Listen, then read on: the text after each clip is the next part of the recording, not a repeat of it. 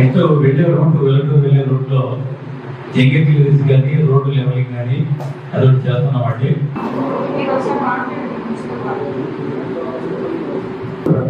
ఏదైనా సిలిండర్ దగ్గర ఫైన్ అయినా కానీ మనం సిలిండర్ పట్టుకెళ్తాం. ఆ సిలిండర్ దగ్గర ఫైన్ అంత క్యూ సిస్టంలో పంపించే బాధ్యత కూడా బస్సులు ఎక్కించే బాధ్యత మీ డిపార్ట్మెంట్ జరగాలి. థెఫ్టింగ్ ఇలాంటివి జరగకుండా మీరు ఏం చర్యలు తీసుకుంటారో చెప్పండి.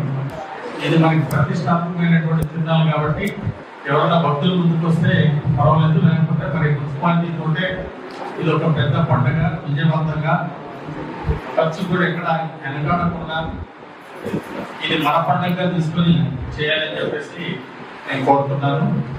అన్ని డిపార్ట్మెంట్లు సమన్వయం చాలా అవసరం అండి.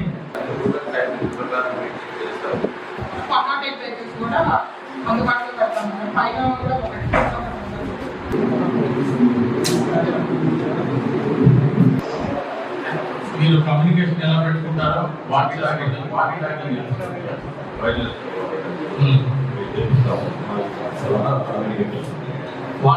వాడండి. ఎలక్ట్రిసిటీ డిపార్ట్మెంట్ కూడా చాలా కీలకం ఉంటుంది.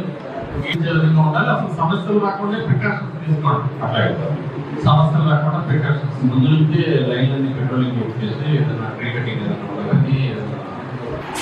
మంచిగా మంచినీళ్ళు ఏర్పాటు చేయండి. ఓకే. అలాగే అన్నదాన కార్యక్రమానికి కావాల్సిన పాలు, పెరుగు ఎంత అవసరమైతే అందరూ సెల్ఫ్ ఫౌండేషన్ ద్వారా ఇస్తాం.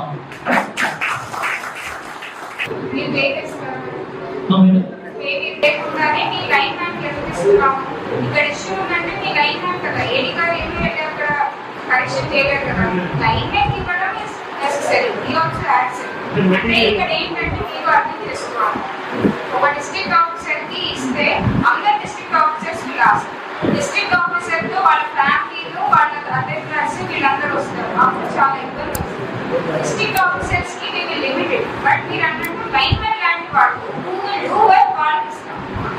సో అది కొంచెం మనం పోయినసారి కూడా మనకి కమిషన్ గారి యొక్క ఆధ్వర్యంలో మనకి జేఈ గారు ఆదినారాయణ గారు చాలా చక్కగా స్పందించి మనకి పైన కొండ మీద ఏ ముందు కావాలో అన్ని ఏర్పాట్లు కూడా చక్కగా మనకి చేసి పెట్టారు సార్.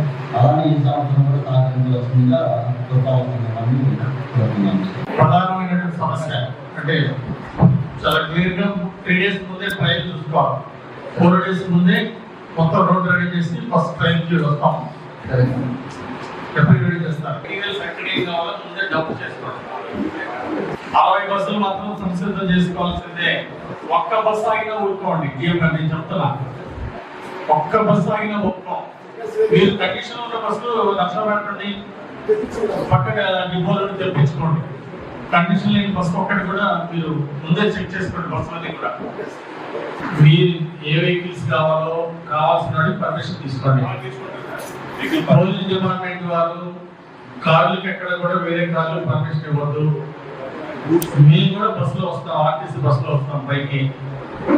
కాబట్టి వెహికల్స్ అలౌ చేసిన కాడ మొత్తం కూడా భక్తులు ఇబ్బంది పడతారు. భక్తులు ఎక్కడ కూడా అసౌకర్యానికి గురి అవ్వడానికి వీల్లేదు. అందువల్ల మీరు పూర్తి స్థాయిలో దీనికి ఏర్పాటు చేయాల్సిన అవసరం ఉంది. వెహికల్స్ పర్మిషన్ ఇవ్వద్దు.